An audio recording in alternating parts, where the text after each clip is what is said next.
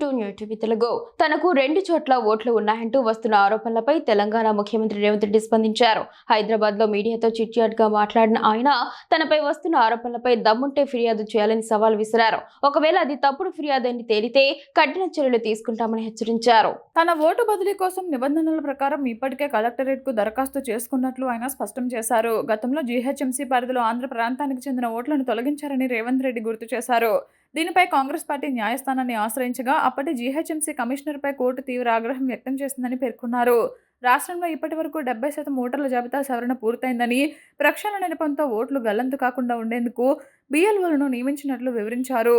ఓట్లు లేకపోతే ప్రజలకు ప్రభుత్వ పథకాలు ఎలా అందుతాయని ఆయన ప్రశ్నించారు. హైడ్రా పనితీరుపై ముఖ్యమంత్రి ప్రశంసలు కురిపించారు. ఈ సంస్థ ఇప్పటికే అనేక అక్రమ ఆస్తులను స్వాధీనం చేసుకుందని వెల్లడించారు.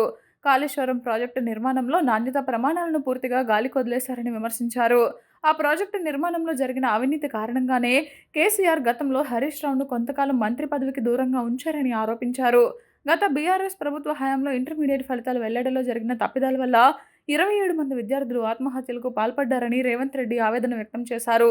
గ్లోబరీనా సంస్థ వ్యవహారంలో కేటీఆర్ తన నిజాయితీని నిరూపించుకోవాలని డిమాండ్ చేశారు. విద్యార్థుల మరణాలకు కారణమైన కేటీఆర్ ఇప్పటికైనా బహిరంగ క్షమాపణ చెప్పాలని అన్నారు. నీట్ పేపర్ లీకేజ్ వ్యవహారంలో కేంద్ర మంత్రి ధర్మేంద్ర ప్రధాన్ రాజీనామాను బీఆర్ఎస్ ఎందుకు డిమాండ్ చేయడం లేదని ఆయన నిలదీశారు.